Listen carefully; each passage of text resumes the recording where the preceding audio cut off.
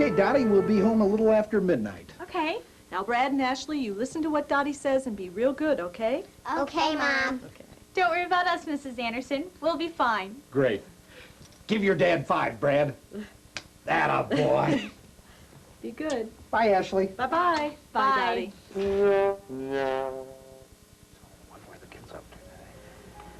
Well, the usual, they went. Excuse me, are you ready to order? Yeah, we'll both have the special, and could we please have some water, too? Oh, sure, I'll get that for you right away. Thanks. I really enjoy these nights out alone, hon. And I'm really looking forward to going to the theater tonight. I've been wanting to see this play for a long time. Me too.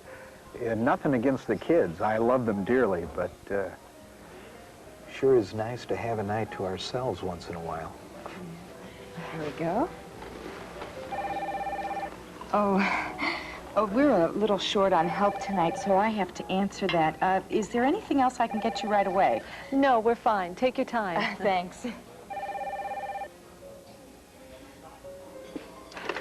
Cafe Casablanca, may I help you? Yes, I think so. Let me check.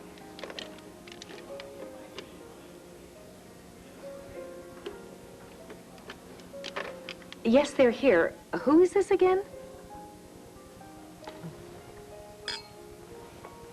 Mr. and Mrs. Anderson?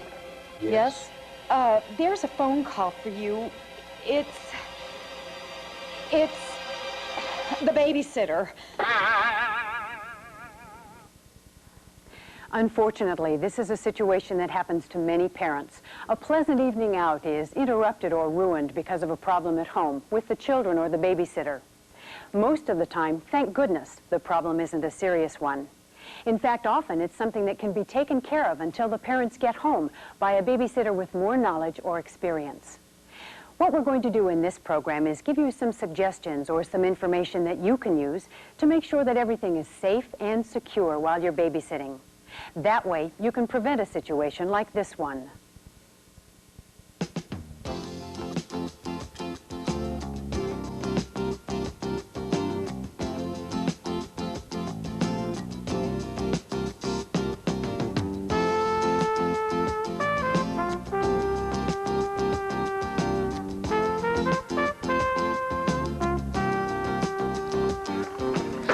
If a family asks you to babysit, that's a real compliment. It means they think you're responsible enough and mature enough to take care of their most precious possessions, their children. You know, there's a lot of responsibility involved while you're babysitting. It's more than just watching television with the kids or playing with them outside until the parents get home. In fact, while you're in charge, there's a lot to be aware of. Some of the things we'll be talking about are maintaining a secure home while you're in charge, including the safe way to handle unexpected phone calls or visitors. We'll also look at fire safety. Do you know what to do if a fire breaks out while you're in charge? The children's safety will depend on you. We'll also look at safety in the kitchen, where most home accidents happen, and first aid. What would you do if a child suffered an injury while in your care? And we'll talk about children, the different age groups, and what to watch out for while they're in your care. The first thing I want to point out to you is that the term babysitter applies to anybody who takes care of the children while the parents are gone, male or female, teen, preteen, grandma or grandpa. So this program is for everybody, male or female, the young and the not so young. Now, the first thing we're going to look at is home security, which is especially important if it's the first time you're working for a new employer. While you're babysitting, you must be extremely security conscious, and that involves a lot more than just locking doors. 15-year-old Bonnie is due here at the Webbers any minute now. Now, Bonnie's an experienced babysitter, but this is the first time that she's cared for the Weber children. They're a new family on the block, so there's a lot that she needs to know before the parents go away for the evening. Here she comes now. Let's go with Bonnie as she shows us the right way to start the evening off for the parents and the babysitter.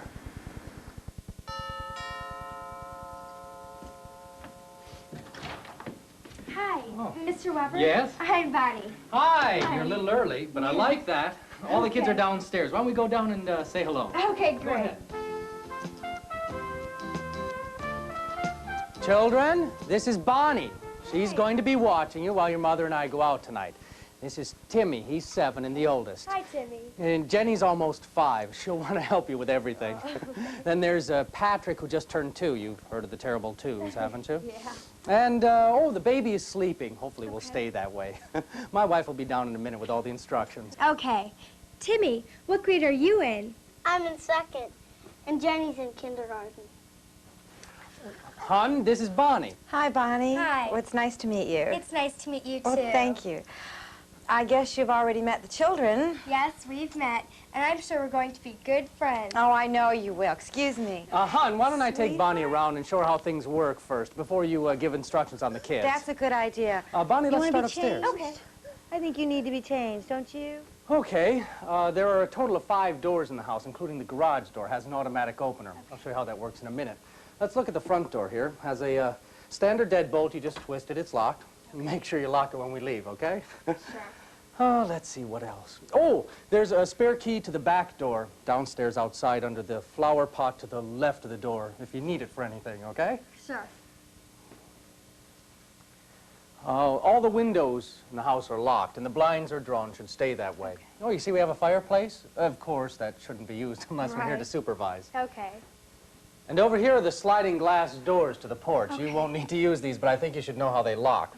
There's a lever behind the handle here.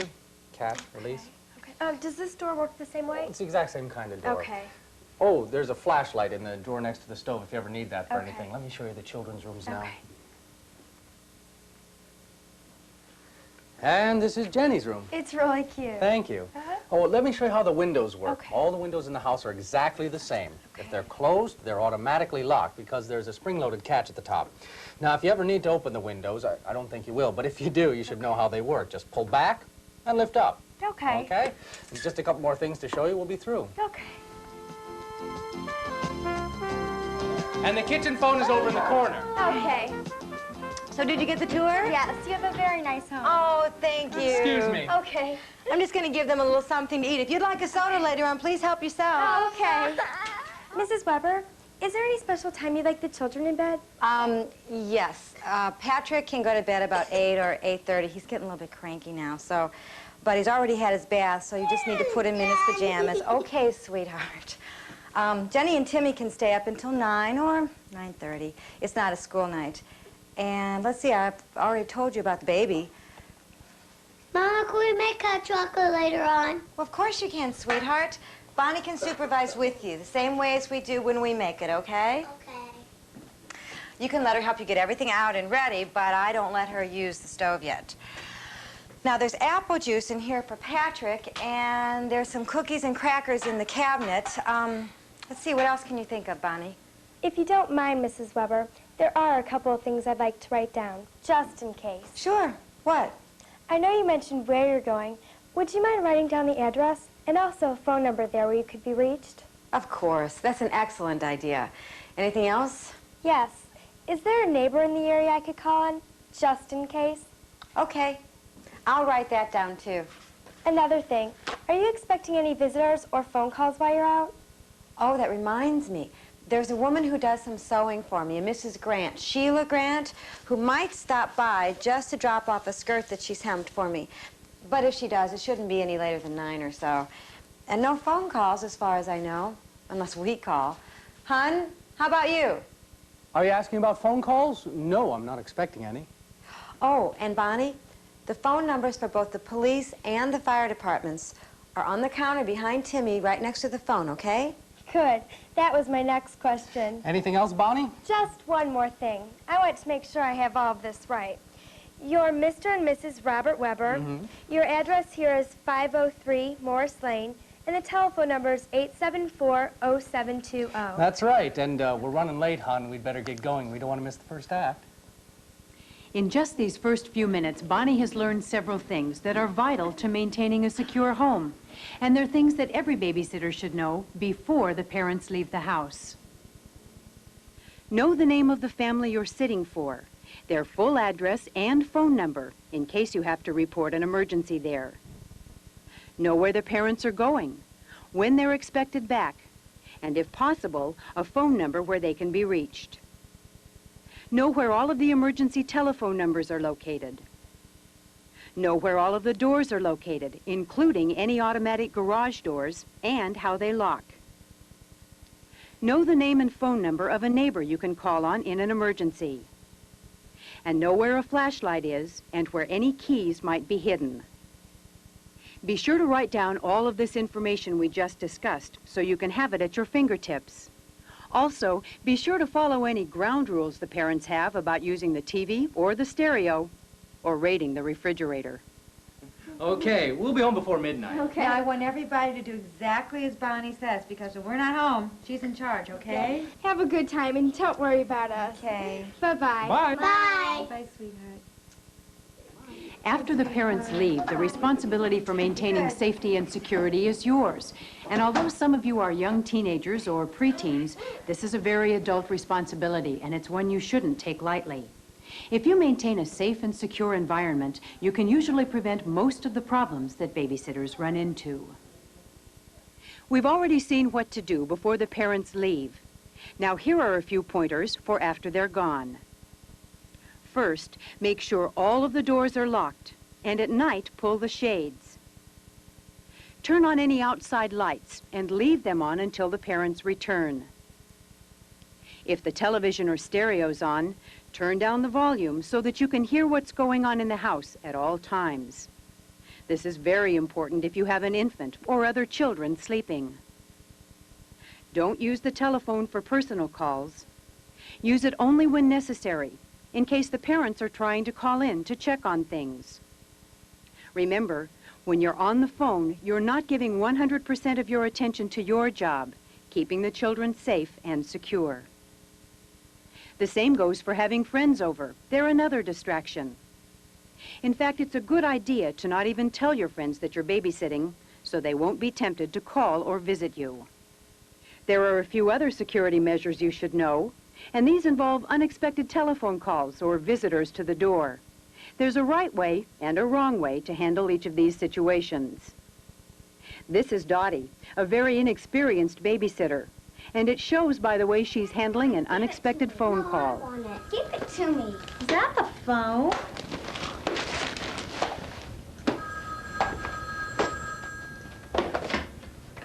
Hello? No, Mrs. Anderson isn't here. No, he isn't here either. I'm the babysitter. There's no one here except me and the kids. I don't think the Andersons will be home until after midnight or so. Is there anything I can do for you? That's a perfect example of what not to do. Dottie's just made several serious mistakes. When you get an unexpected phone call, never ever identify yourself as the babysitter to anyone. The only exception is if you call the police or fire departments. Identifying yourself as the babysitter can only encourage those who may intend harm to you or the children. Never say that the parents are away, where they've gone, or when they'll return. If the caller keeps asking, simply say, "They'll be back any minute now," or "sometime very soon." Offer to take a message so the call can be returned. Be brief and businesslike. Don't offer any other information, and don't encourage any further conversation. And never give out the phone number where you are or the address if the caller should ask for it. Now, let's watch Bonnie demonstrate the right way. Hello. Who's this? This is the Weber residence. May I help you? I'd like to speak to Bob. Is this Linda? I'm sorry. Mr. Weber's not available at the moment. May I take a message? Yeah, this is Charlie from the carpool. Have him give me a call. He's got the number. When's he gonna get home? Do you know? Anytime soon. I'll have him call as soon as he's available. Yeah, all right. Who's this? Thank you, sir. I'll be sure to give him the message. Goodbye. The same goes for unexpected visitors to the house. You're sitting there with the kids, watching TV, when all of a sudden there's a knock on the door. Is that the doorbell?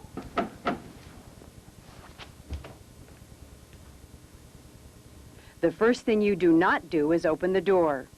Now let's watch as Bonnie shows us the right way to handle both situations. Who is it, please? I've come to drop something off for Mrs. Weber. What is your name, please? Mrs. Grant, Sheila Grant. Oh, okay. Hi, Mrs. Grant. Just a minute. Bonnie did the right thing in asking Mrs. Grant to identify herself before letting her in. Even though you're expecting a visitor, don't open the door until you're sure it's the person you're expecting.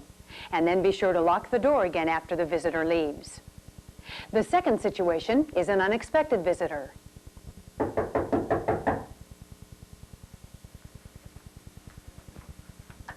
Who is it? Is this the Weber house? Yes, this is the Weber house. Who is it, please? Well, this is Ralph Myers. I'm an old friend of Bob's. I'm just passing through town. I thought I'd stop and say hi. Who's this? Mr. Weber's not here just this minute. I'll be sure to give him your message, Mr. Myers. Thank you very much. Well, wait a minute. When's he coming back? Can't you even open the door? No, sir. I'm sorry, but I'm not authorized to admit any visitors. I'll be sure to give Mr. Weber your message. Thank you. Now, Bonnie handled this situation just the way you should. After asking who's at the door without opening it, you do the same thing you do with a telephone call. You take a message if there is one. But don't identify yourself as the babysitter, even if the visitor wants to know who you are. Don't give out any information about where the parents are or what time they'll be back. And don't encourage any further conversation. Now, if the visitor is persistent or becomes aggressive, you might want to call on that neighbor for help. But as the adult in charge, that's a decision you'll have to make based on the situation. A few more pointers about security, but hopefully you'll never have to use them. Now, if you think there's a prowler outside, don't hesitate to call a neighbor or even call the police. Stay inside the house with the children, and if they're frightened, we'll do your best to calm them. It's a scary thought, but if you think that someone's broken into the house, take the children, get out right away, go to the neighbors and call the police from there. Now, the chances are nothing like that will ever happen to you, but you must know what to do in case it ever does. If you're safety and security conscious at all times, you can prevent possible problems.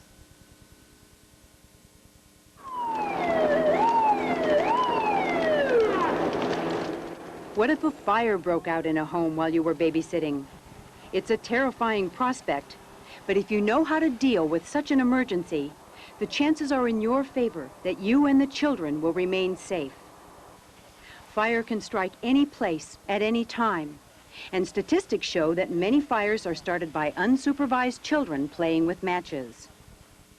Make sure that all matches and lighters are put away in a safe place where the children cannot reach them. Also, know where all of the smoke alarms are located. They do help save lives, and by now, most people should have them in their homes. Don't ever remove the batteries in a smoke alarm if something you may be cooking is setting it off. Know where any fire extinguishers might be located. Most homes don't have them, but if there is one where you're babysitting, read the directions so you'll know how to use it in an emergency. Also, find out if the family has an exit drill they may have taught the children. If not, come up with one of your own. Check every room and find at least 2 ways out. One of them will probably be a window, so make sure you know how they all lock and unlock. And tell the children to meet you in a certain place outside if you should become separated. If there is a fire, take the children and get out of the house right away. Don't try to put the fire out yourself, and don't stop to take anything but the children with you.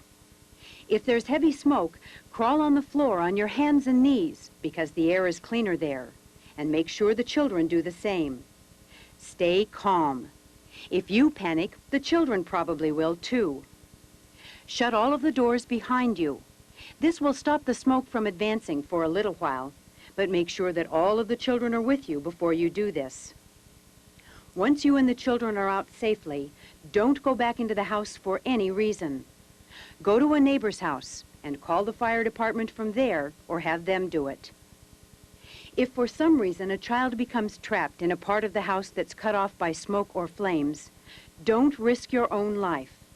Give the fire department the information as quickly as possible, telling them in which part of the house the child is trapped.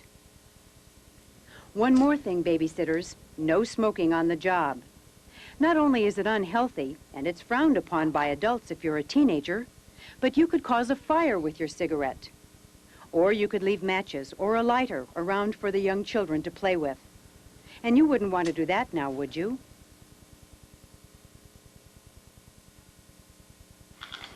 Now it's time to talk about safety in children, and safety is mostly using common sense.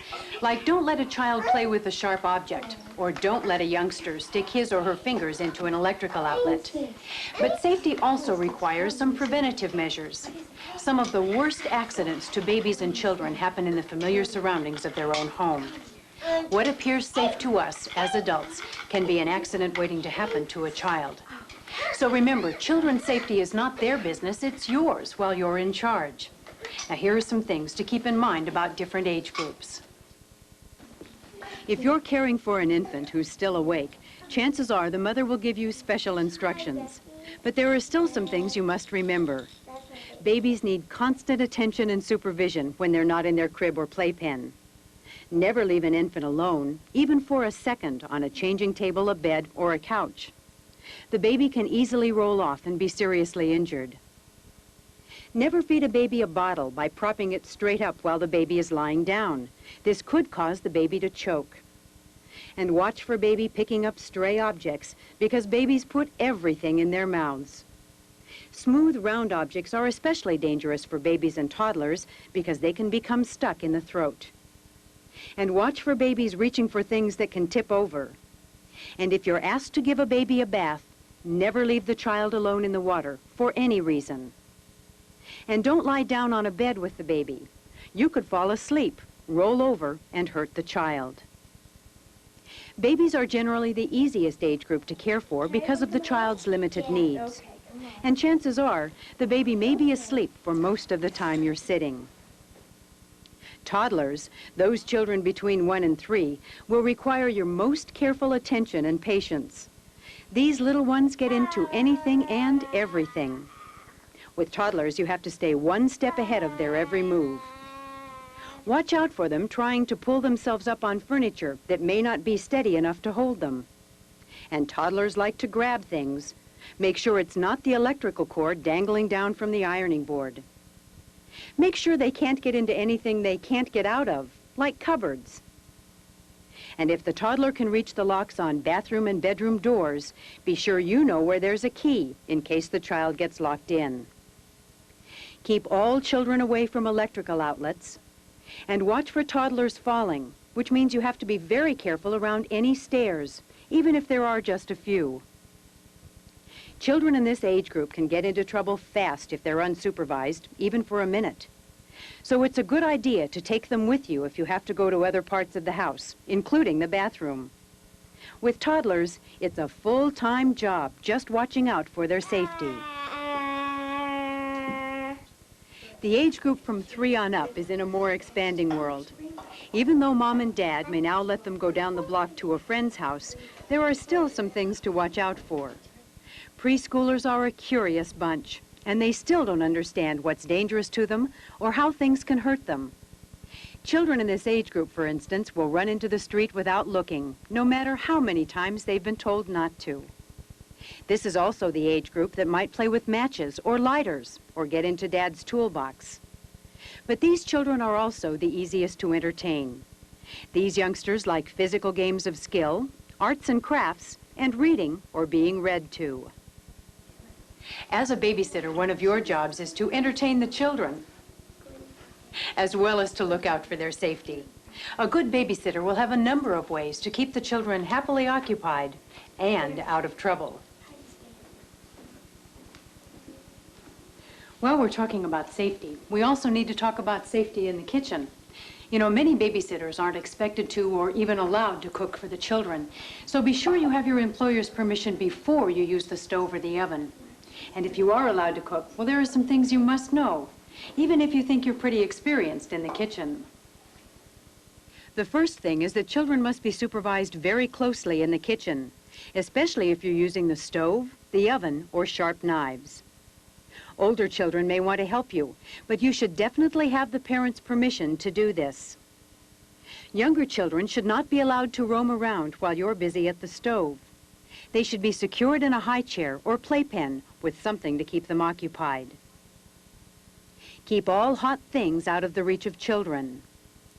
Turn all pot handles in so they don't extend over the edge of the stove. From a child's view, a handle can look like something to hang on to, and nasty burns could be the result. Never hold a child while you're cooking. Wear tight sleeves while cooking, and have any older children who may be helping you do the same. Loose sleeves can accidentally touch the burner and catch fire. Never leave the room with something cooking on the stove. And don't let the children near the oven door. It may be hot enough on the outside to burn them. In the kitchen, you have to be doubly cautious because of all of the potential accidents waiting to happen to children. What would you do if a child suffered an injury while in your care? The last area we'll look at is administering first aid for different types of injuries. Children are prone to all types of injuries, from bumps and bruises to broken bones and burns.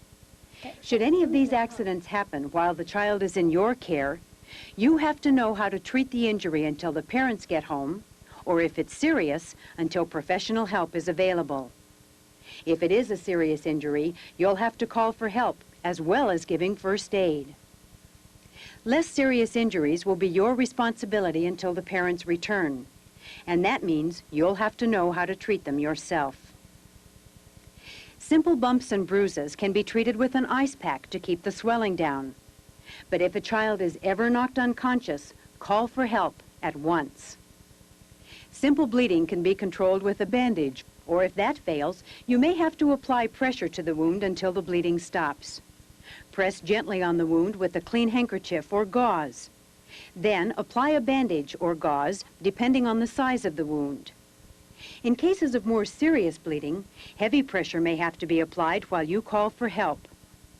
Raise the injured part of the body over the head if possible to reduce the flow of blood to the wound. With any serious injury, don't worry about notifying the parents until the child is under a doctor's care. If you think a child has suffered a broken bone, again, call for help. Don't move the child, and don't try to set the break yourself or apply a splint. Leave that to the professionals. For burns and scalds, cool off the burn area with cold running tap water for at least 10 minutes. Never apply butter or ointment unless directed to do so by a professional. And if you have any doubts at all about how serious the burn may be, call for help. And if you think a child in your care has swallowed something poisonous, immediately call the fire department, the emergency medical service in your area, or the poison control center. That number's in the phone book if it's not posted with the other emergency numbers in the house. If a child gets into medicine or cleaning solvents under the sink, be sure to have that bottle or container with you so the medical people can know what was swallowed and how to treat it. If you ever have any doubts about something harmful a child may have swallowed, or how serious an injury may be, don't hesitate to call for help. Too much first aid is far better than not enough. There's one more thing we need to talk about, and that's choking. It's a very serious problem, but there's a fairly simple solution. It's called the Heimlich maneuver. You might have heard about it. Now, if for a child over the age of 1, you think the child is choking, here's what you need to do. Ask the child if he or she can speak. If the child can't speak, that probably means that the child is choking. So take your right hand, make it into a fist, and put it thumb side in about 3 inches above the child's belly button. Take your left hand, put it over the right hand, and pull inward and upward 6 to 10 times. Then ask the child again if the child can speak. If the child can't, repeat the procedure. And as soon as possible, be sure to call for help. The Heimlich maneuver for an infant is different. If you suspect that an infant is choking, here's what you have to do. First of all, take the child and, supporting him carefully, put the child over your arm. Taking this part, the heel of your hand, hit the child 4 times between the shoulder blades. Then, supporting the child's head and neck, take the child and turn the child over.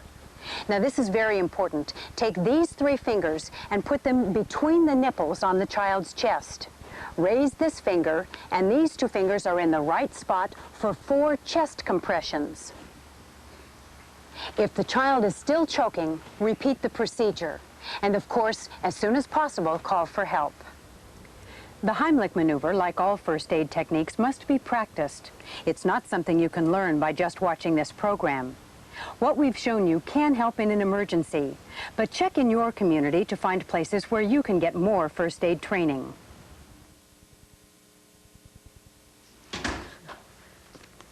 Hello, it's just us. Hi, did you have a nice evening? Yes, yes. How'd it go for you? Oh, just great. The kids behaved very well. Timmy had a little accident, though, and bruised his leg. I put some ice on it, but I don't think it's anything too serious. Timmy is always bumping into something. I'll have a look at it in the morning. But thank you, Bonnie. Anything else? Oh, Mrs. Grant stopped by with your skirt. And Mr. Weber, there's some messages in the kitchen for you. If you do your job well, this is most likely how your evening will end, with everybody happy and the parents knowing they can put their trust in you again. Bonnie, before you go, we've been invited out again next Saturday, and we were wondering if you'd be interested in watching the children again? That's a safe bet.